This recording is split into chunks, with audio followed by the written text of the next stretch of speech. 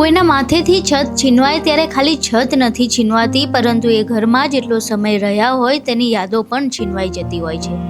રાજકોટમાં જંગલેશ્વર બાદ ભક્તિનગર વિસ્તારમાં ડિમોલિશન હાથ ધરવામાં આવ્યું હતું, જેમાં રેલવેની જમીન પર ગેરકાયદે બાંધકામો હોવાના કારણે આશરે 500 જેટલા મકાનોને તોડી પાડવામાં આવ્યા છે। આ 500 જેટલા પરિવારો પાસે હવે ખાલી કાટમાળ વધ્યો છે અને આ કાટમાળમાં તેઓ હજુય પોતાનો સામાન શોધવા માટે વલખા મારી રહ્યા છે। ત્યાંના રહેવાસીઓનું કહેવું છે કે તંત્ર દ્વારા તેમને સામાન કાઢવા પૂરતો પણ સમય નથી આપવામાં આવ્યો। પહેલા ડિમોલિશન દરમિયાન તંત્ર દ્વારા અમાનવીય રીતે લોકોને ઢસડીને કાઢવામાં આવ્યા અને જ્યારે હવે આ લોકો પોતાનો વધેલો ઘટેલો સામાન લેવા આવે તો પણ પોલીસ તંત્ર દ્વારા તેમને હેરાન કરવામાં આવી રહ્યા છે। ચક્રવાતની ટીમ આ ગરીબ ઝૂંપડપટ્ટીમાં રહેતા અને હાલ નિરાધાર બનેલા લોકોની વ્યથા જાણવા ભક્તિનગર વિસ્તાર પહોંચ્યું હતું, જેમાં લોકોએ તેમની વેદના ઠાલવી હતી।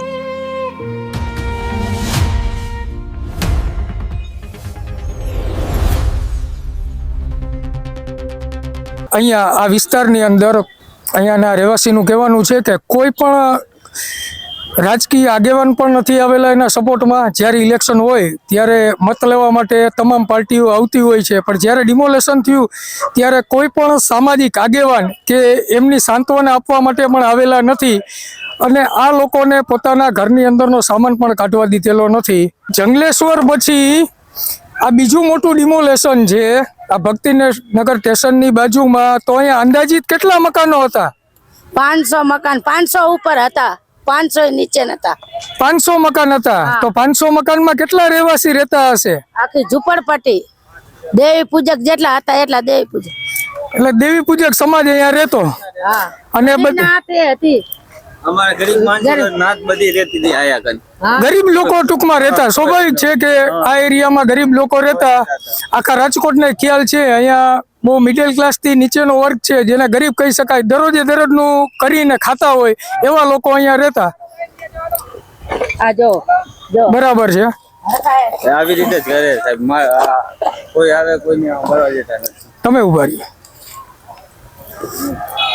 અહીંયા જેટલા લોકો રહેતા એ શું પોતાના કામકાજમાં રોજિંદામાં શું કામ કરતા? શાક બકાલો લે વેચવા જતા, કોઈ કામે જતા, કોઈ કારખાના કામે જતા। 100-200 રૂપિયાનું લાવી રોજાના એમનું પૂરું પાડતા અને ડિમોલેશન કરી નાખ્યું। ગરીબ માણસોને કોઈ રહેવા 60-70 વર્ષથી રહેતા હતા અહીંયાથી। કોઈ આગેવાન નથી ત્યાં, કોઈ જે હતા party, Congress party, Bhajpa party વાળા કોઈ આગેવાન નથી ત્યાં, કોઈ આવ્યું નથી। વોટ લેવું હોય ત્યારે બધા આવતા અને કહેતા કે તમને આ દેવડાવશો, તમને 25 વાલિયા ઘર દેવડાવશો, પણ કોઈ કાંઈ કર્યું નથી। કોઈ ભાજપ વાળે, કોઈ કેજરીવાલ કોઈ આવ્યા નથી અને ડિમોલેશન 3 દિવસમાં દઈ ગયા અને સામાન લેવાય નથી દીધો। અમુકના મારીને કાઢે। ચક્રવાતના તમામ દર્શક મિત્રોનું હાર્દિક સ્વાગત કરું છું। હું છું અત્યારે રાજકોટના ભક્તિનગર રેલવે સ્ટેશન પાસે થયેલા ડિમોલેશનના વિસ્તારની અંદર। 2 દિવસ પહેલાં આ જગ્યા ઉપર 500થી વધુ પરિવારો રહેતા હતા, પણ અત્યારે જે જમીનની સ્થિતિ છે તે તમે મારી પાછળ જોઈ શકો છો। અત્યારે આ પૂરા વિસ્તારને જમીનદોસ્ત કરી દેવામાં આવ્યો છે। મારી પાછળ અત્યારે જે લોકો તમને દેખાઈ રહ્યા છે તે પોતાના સપનોના બનેલા મકાનના તૂટ્યા પછી એના અવશેષો વીણી રહ્યા છે કે આમાંથી કોઈ પણ લાકડું આપણા કામમાં આવી જાય અને ફરીથી પણ કોઈ પણ જગ્યાએ જઈને તેઓ પોતાનું મકાન બનાવી શકે।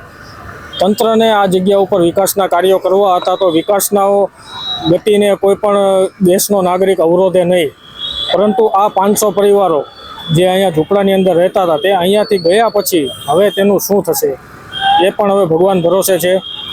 તંત્રને આ લોકોની કોઈ વ્યવસ્થા કરી છે કે નથી એ અમે અહીંયાના સ્થાનિકો સાથે જ્યારે ચર્ચા કરવાની કોશિશ કરી તો તેમનું પણ એવું કહેવું હતું કે તંત્ર દ્વારા કોઈ પણ વ્યવસ્થા કરવામાં આવી નથી।